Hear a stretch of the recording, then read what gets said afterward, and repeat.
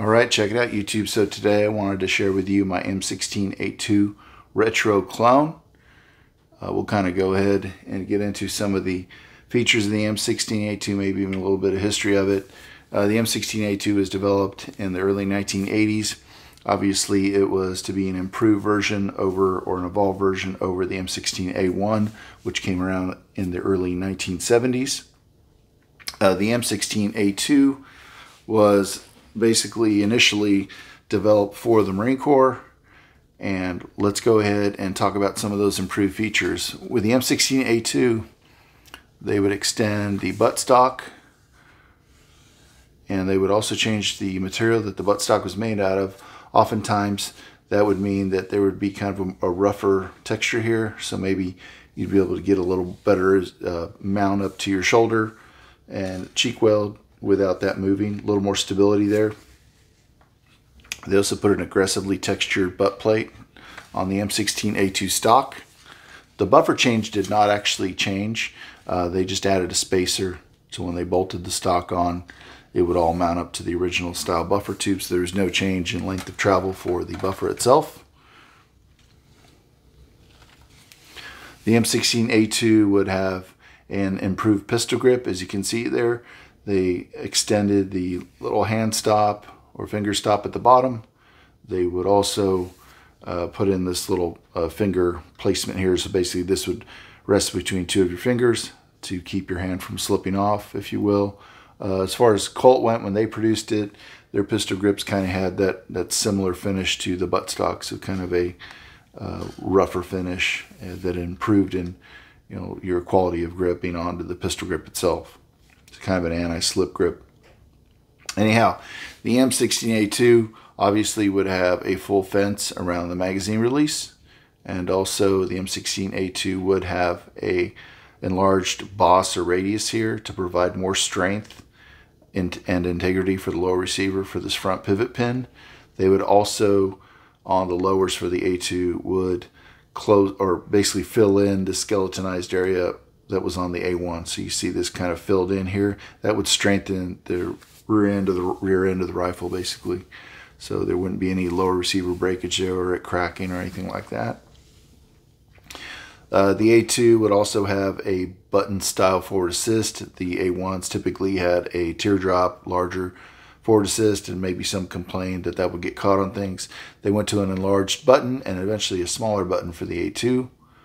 They also went with a shell deflector, and for left-handed shooters, this would keep the brass from flying into the face of a left-handed shooter. So that was kind of an improvement there.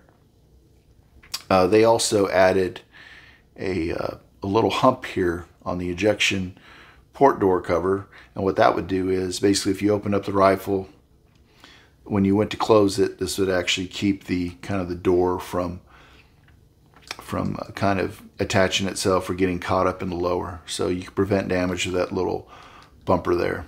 There's probably other uses for the bumper, but I know that's one of them. The A2 would retain the carry handle, of course, and then of course the big improvement of the A2 is that they went with a set of adjustable sights, and fully adjustable being windage here on top, and then of course you had your sight that was elevation adjustable, so you would set it at like say 300 meters, and then you could adjust it all the way out to 800 meters depending on where you rotated this drum to. There was also on the A2, kind of see it there, you had a 0 to 200 meter sight, and then a more precise sight with a smaller opening in it. So, and those would just flip back and forth. You could rotate this button to adjust your windage, and then of course you would rotate this to adjust your elevation. Sorry about the focus there.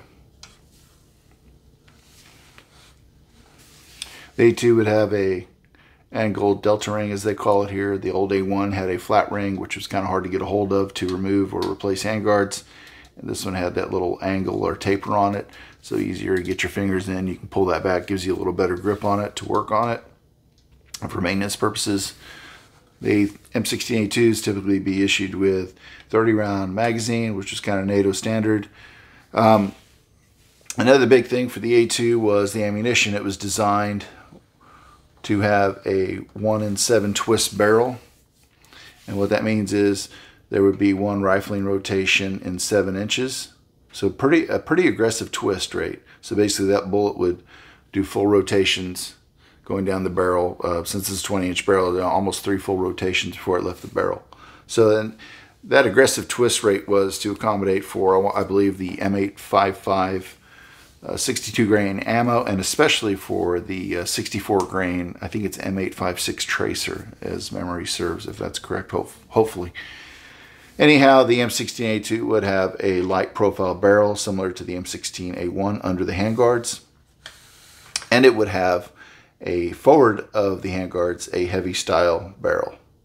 That was kind of added, I would assume, for weight and balance purposes. It does add a little heft to the rifle, a little more balance. Maybe it feels beefier or looks beefier, I'm not really sure. They would also close off the birdcage flash hider on the bottom of the A2. So the A2 flash hider would only have slots around the top, around the sides and the top, basically. And that would kind of act as a muzzle brake, keep the muzzle down, but it would also keep, if you're in a prone position, theoretically, this would keep you from kicking up dust when you would fire, so there would not be explosive gases coming out the bottom of the rifle itself. Of course, it also has a bayonet lug, would fit a standard bayonet. And of course, later on in the 80s, they would develop another bayonet. It was more like a Rambo style knife.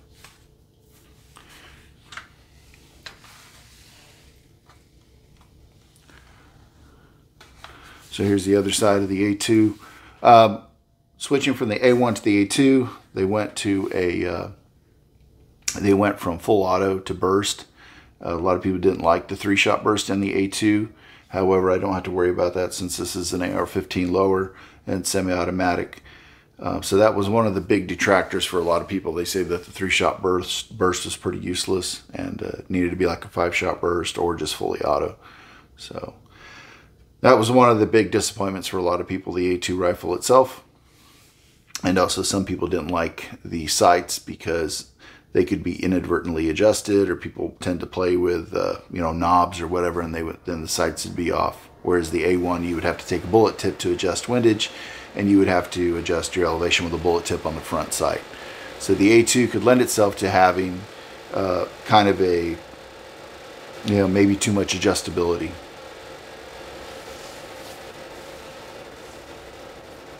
Kind of get you a better look there. Be your standard safety, it'd be one-sided. There's later models of the M16, like the A4, would have an ambidextrous safety. The A2 would have the round style handguards. These were first appeared on your carbine or XM177s, and then the old A1s had triangle style handguards. These handguards, of course, were a little bit longer, of course, extended, and they kind of offer a better grip on the rifle itself. I will say, from putting quite a many rounds through the M16A2, or rather AR-15, 20-inch AR-15A2, that it's a very comfortable rifle to shoot. They're very accurate, and they're very solid. I would probably take an A2 style rifle over an A1. I think the A1 is probably better for maybe a smaller statured person, but the A2 fits a larger person better. So anyhow, thought I'd share this with you, give you a little bit of information on A2 versus A1. And anyhow, thanks for watching, and please like and subscribe. Keeps me motivated to produce more videos. Thank you.